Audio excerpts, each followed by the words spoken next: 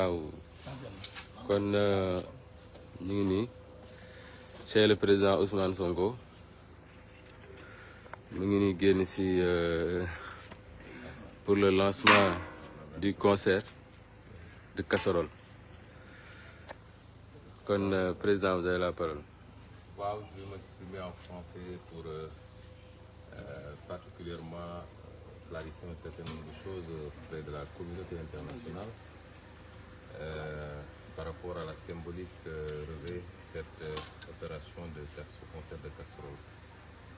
Nous avons opté pour cette méthode, pour cette fois-ci, qui nous permet de nous exprimer de la manière la moins violente possible, au-delà de la nuisance sonore que ça peut constituer, pour émettre un message fort au président Macky Sall d'abord, à son entourage, à tout le peuple sénégalais, mais également à cette communauté internationale.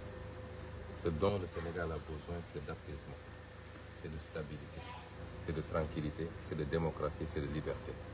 Toutes choses qui ont été largement bafouées ces dernières années pour simplement satisfaire aux ambitions d'un homme ou alors d'un petit clan. Il est temps que cela s'arrête. Nous ne voulons plus qu'il y ait des morts d'hommes. Nous ne voulons plus que des jeunes soient gravement blessés. Nous ne voulons plus que des gens soient arbitrairement emprisonnés uniquement à cause de leur opinion ou de leur coloration politique.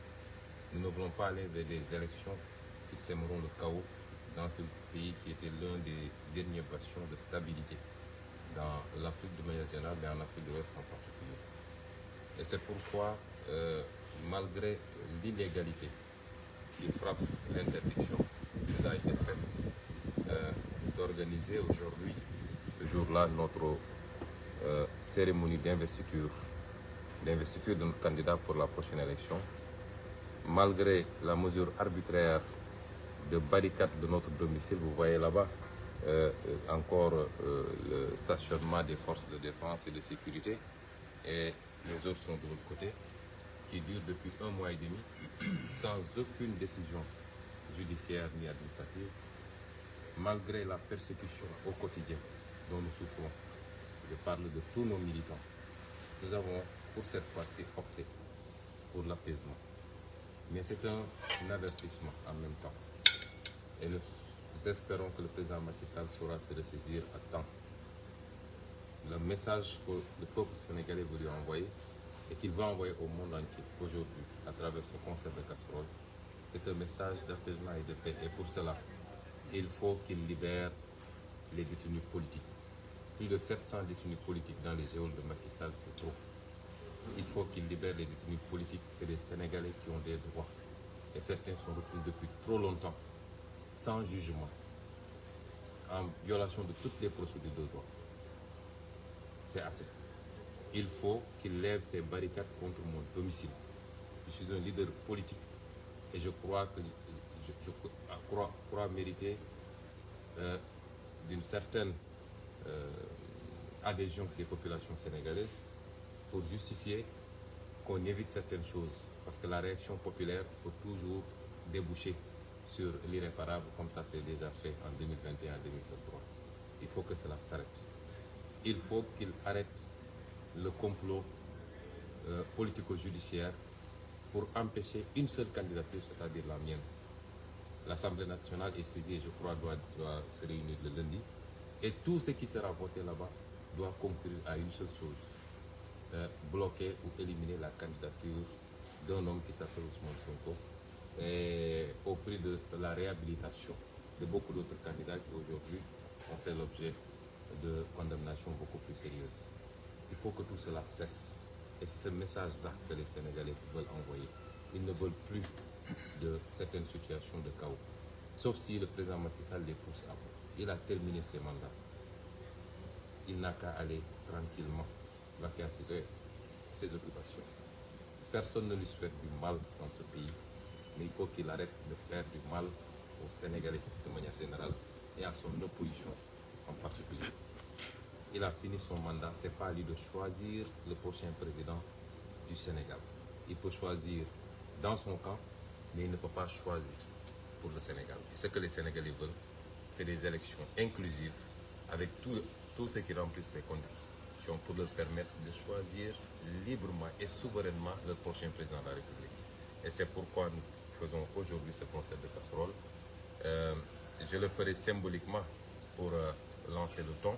Vous voyez que dans mon quartier, c'est presque impossible de l'organiser avec ces barricades qui ne me font pas du mal à moi seul, mais qui en font à mes voisins également qui souffrent à côté de moi. Je me présente mes plus excuses par rapport à cette situation qui dure depuis longtemps.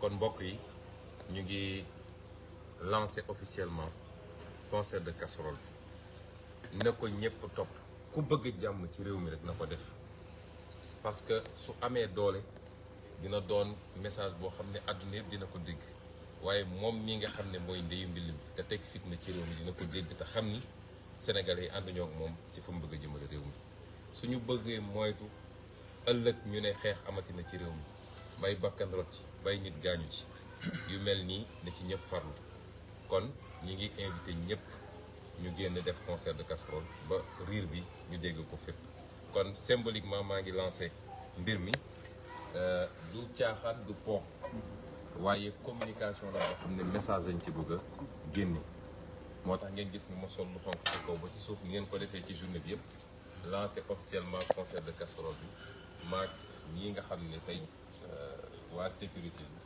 protocole ñi nga xam ne tey ñoom ñoo jot a ñëw expliqué sama kër aywa.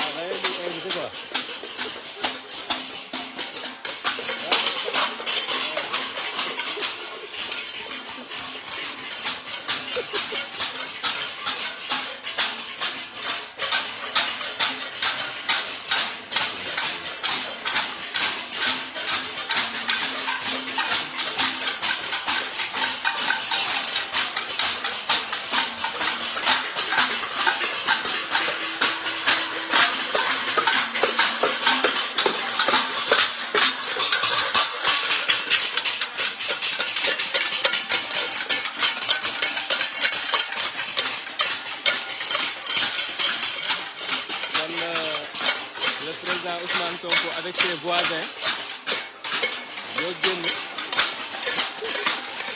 kon ngeen ma gisee xale yi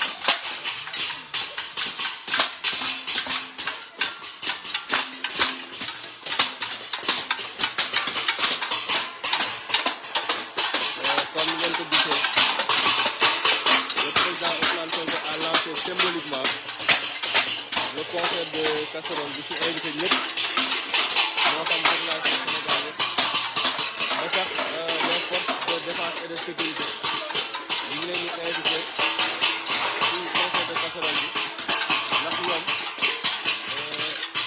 ñoo la gën a bëgg jàpp.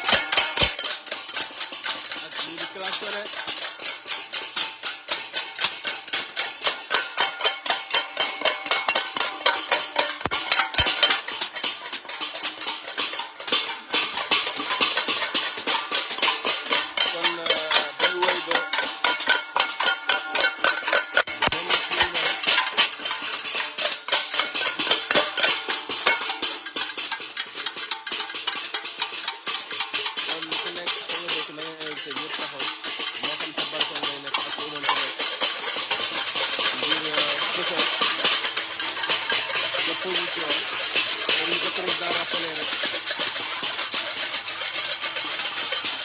mooy képp koo xamante ne bëgg nga jàmm képp koo xamante ne d'accord ci li nga xamante ne mooy li Macky Sall nekkee mooy nga génn fësal ko moo xam Jakarta nga yor nga def say traction moo xam oto nga yor moo xam say bool nga yor nga tëgg wane ne jàmm nga bëgg ci Sénégal waaye d'accord ci li nga xamante ne moom la le président Macky Sall bëgg doxalee kon lii la woon